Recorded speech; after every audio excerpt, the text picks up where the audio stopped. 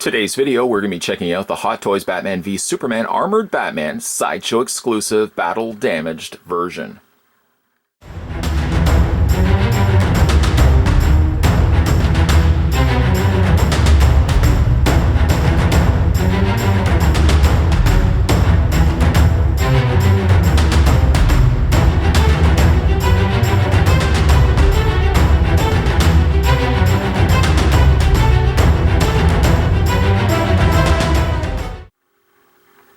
Though Ben Affleck would appear as Batman in 3 different features, the armored bat suit would only make its appearance in the Batman v Superman flick, which hit theaters back in 2016.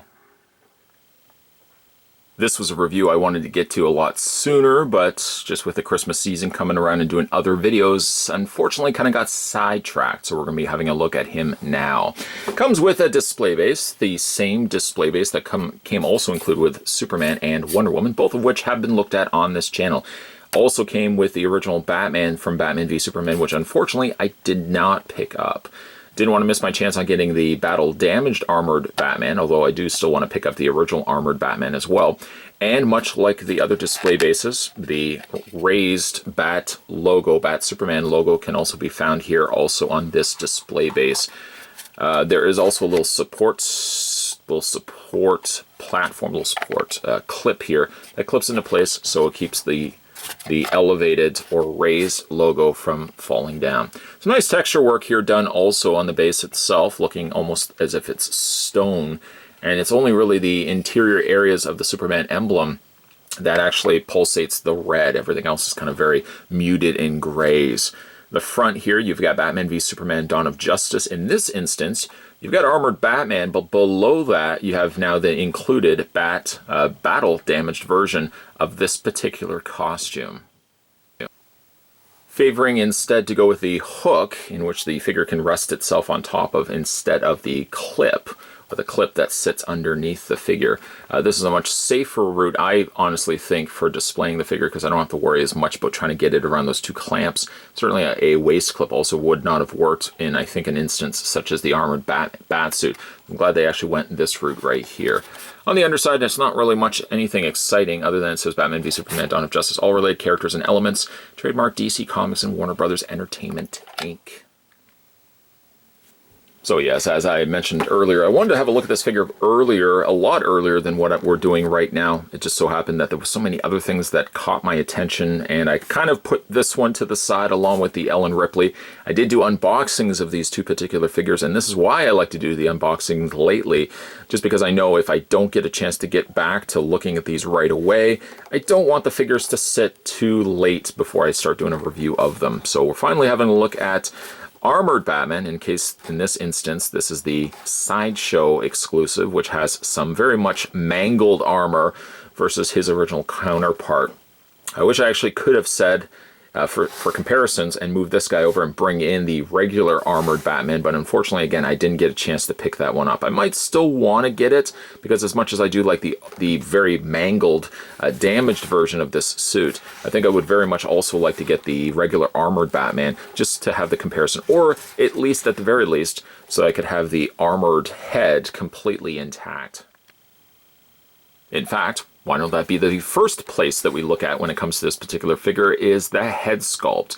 This is one of the exclusives, for this being a Sideshow exclusive, and unlike the original version, which would have basically had the full armored cowl, in this instance, you've got it ripped away, now visibly showing the actor Ben Affleck or Bruce Wayne underneath the helmet.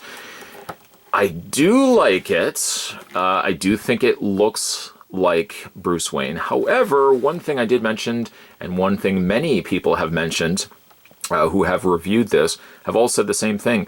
Based on the scene in which this sculpt, for the most part, would have been taken from, Batman is at a very angry state, almost now wanting to, well, he is wanting to kill the Man of Steel. He should have had a much more grimaced face, in all honesty, rather than the calm face that Sideshow ultimately went with. Very strange. I don't understand why they would have gone this route, at least for the alternate head sculpt. A grimaced face seems like a real natural solution, and yet they didn't end up ultimately going with that. Still, it's got some nice paint work. Overall, some real heavy damage done to the one side of Batman's head. The other side is relatively unscathed, although it does have a lot of scratches and indentations to the helmet itself. The helmet still has a light up feature, so for that we'll just pop the head off the neck.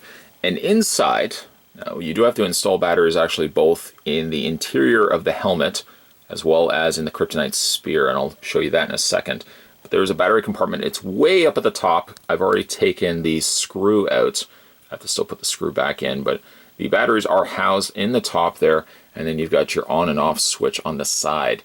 It's not the easiest, mind you, to get into the back. I wish instead, for all the panel lining that they did do here, why did they didn't just simply make use of one of these as a compartment for the batteries? So instead of charging it and putting the batteries underneath, you would simply just put the batteries in the front, take the plate off, or something here that could have been removed. Even on the side here could have been removed, as you have a nice seam right there which could have also hid the battery compartment. Either way though, the batteries are located on the underside of the helmet. Put those in, and if you can get to it, there's the switch on the side that lights up Batman's only one eye. It's a little hard to make out, but it does illuminate the eye quite nicely. Not a very strong light, in fact, much like the armor itself. It looks like the eye light might be dying as Batman's getting near the end of his fight with the Man of Steel. It's got some really great coloring to it. The light almost projects itself with an outer lit area rather than the interior being lit. Kind of exactly like it was in the movie itself. The outline of the eye is almost more a blue color than it is a white. Again, here's a close-up look at Batman's battle side. Again, I like the face sculpt, but really, it could have been a grimace face. Would have made much more sense, in all honesty, for this particular suit. Alright, so let's talk about the rest of battle-damaged Batman here. As you can see, there's a lot of areas on him that have been just damaged and just violently attacked by Superman. The front here, completely almost shredded or crumpled up on the front here. It's got some crumpled areas or bent and frayed areas of the armor on the sides, and also on the shoulder area. Now, in the course of the movie, he's been whipped around. He's been thrown through buildings. Batman's actually fared pretty good considering he has no super abilities. He's got some scratching here on the side of his shoulder pad. Overall, really heavily damaged. Underneath that, though, the suit itself seems relatively unscathed. There are little areas that's got little wear marks and stuff to it.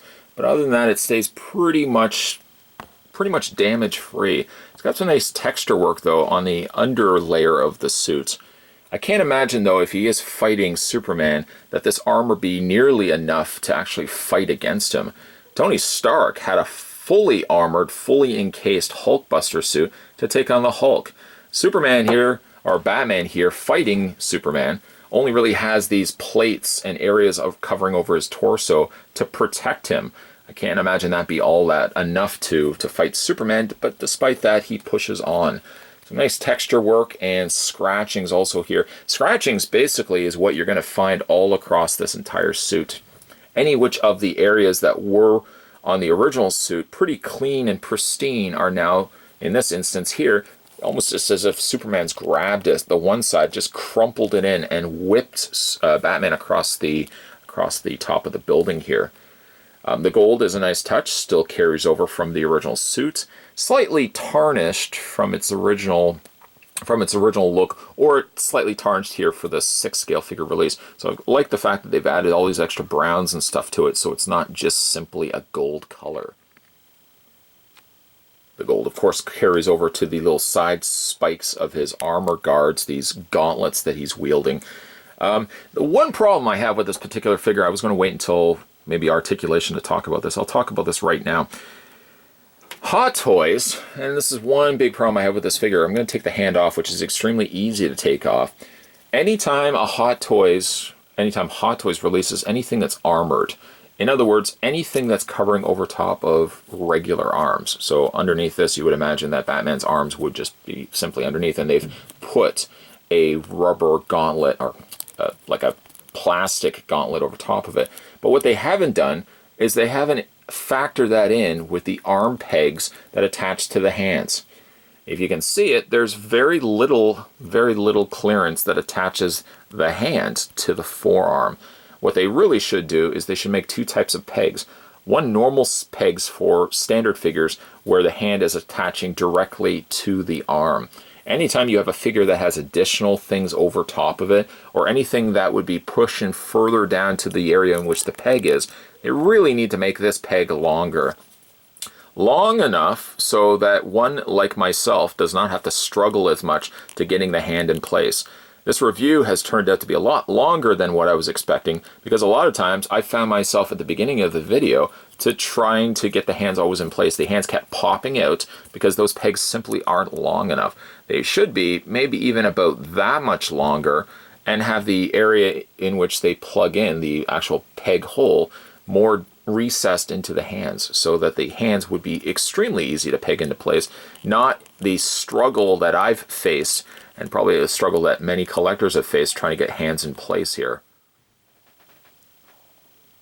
Like with the movie, Batman's cape is attached by these two little connector points on the front here. They look like have been bolted into the armor.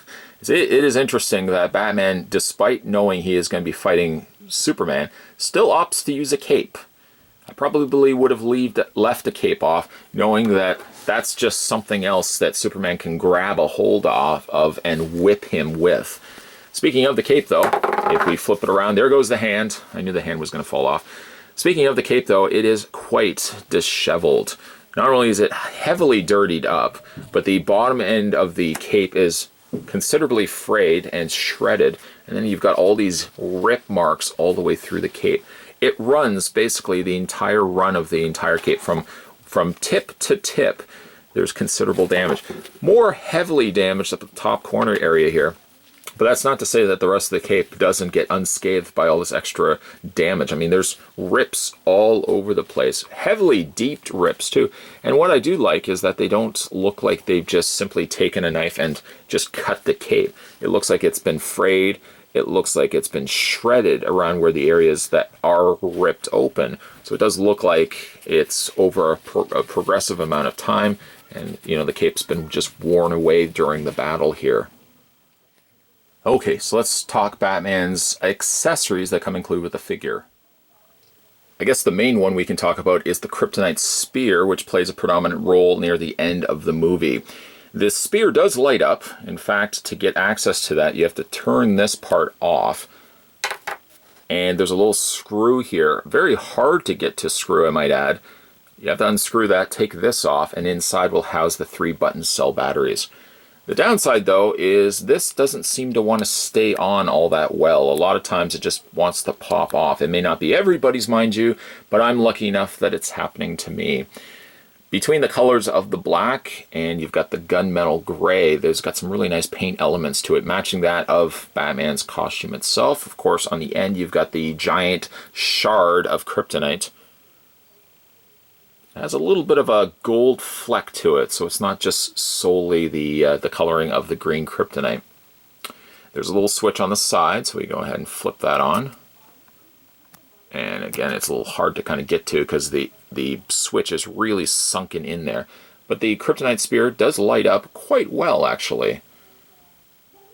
A lot of times what I end up doing is, after I finish reviewing a figure, I do, and I will probably suggest this as well, that you guys do as well, if you don't plan on ever turning these things on, case in point, the Batman's one eye light up, and case in point, the Kryptonite Spear lights up, I would probably take the batteries out. Take the batteries out when you're finished, in this instance, finished reviewing it.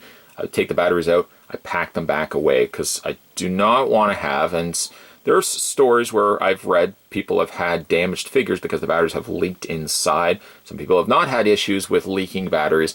I'm more to the cautious side of things. I would take the batteries out when I'm not planning to light this up. I'm not probably going to be planning on lighting this up anytime soon. Maybe if I have friends over, I want to show them that the Kryptonite Spear does light up. Maybe 9 times out of 10, though, I would take the batteries out completely, though. He also gets himself a variation of the Grapple Gun. It's got some nice detailing there. Mostly the darker grays and the blacks that we've looked at already still carry over here to the Grapple Gun. Looks good. It's got a good design element to it. I honestly didn't think that this was a grapple gun. I thought this was something else, but it's been a while since I've actually gone back and watched Batman v Superman. It's really something I should watch again, because I quite like the movie if you watch the director's cut rather than the regular theatrical cut. That's the way you gotta go. And the last of the weapon accessories, he does come with also his grenade gun. This also helps Batman have any sort of chance whatsoever fighting Superman. If not for the kryptonite grenades that houses inside the grenade gun here, Batman would not have stood any chance whatsoever. The grenade gun, for the most part, is just black. There's not really a whole lot of extra stuff that's added to it. Just a little bit of scratchings of silver there. Other than that, the primary color choice palette here is just straight black. Got a little couple of ringlets here on the side. Again, not too much different there. The back here does swing out. And there's the open area here in which you can fit the supplied grenades. There's one there. And he also comes with another one that has already opened itself up, deploying the kryptonite gas. The grenades don't really stay in place. Instead, they just kind of sit loosely into the actual cartridge loading area of the grenade launcher. But he gets 2 variations, one open, one closed. See if I can actually, one open, one closed. Again, they look good. Also carried over to, well, the original armored Batman also came with these as well. Rounding out the last of the accessories, he comes with obviously a whole ton of different interchangeable hands. Not counting the hands that are currently in the socket, he comes with an extra pair of, well, an extra 7 hands. And those hands will vary. Let's see if we can grab them here. He comes with a pair of closed fists. He comes with various different gripping hands. And again, this is something I want to talk a little bit about. The hands are nicely sculpted, I'll give it that, but the problem with them is that they're not open enough nearly to fit, say, handles, for example, or in the case of the spear, which I'm more concerned about than I am with the grapple grenade launcher here. You really have to pry the hands open, pry the thumb open, to get the things such as handles and stuff placed well enough into the hands themselves. And again, you just have to keep fidgeting it around, moving it around. Eventually he does hold the grenade gun, yes, but it does cause a bit of a struggle to get to that point. Looking at Armored Batman's articulation, his head is on a ball joint, so it rotates all the way around. As well as you've got the hinge up and down. A good considerable hinge also, so you can have as if Batman is looking upward, about to fight Batman, fight to Superman, I should say, again. The arms hinge outward.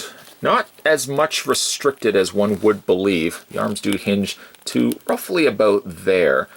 As well, they can move forward and back. These shoulder pads, by the way, if I can show you, are attached by, there's a little elasticized cord that's attaching these to his armor. So they do stay well enough out of the way, and then they attach to the side runners here before they connect to the gauntlet.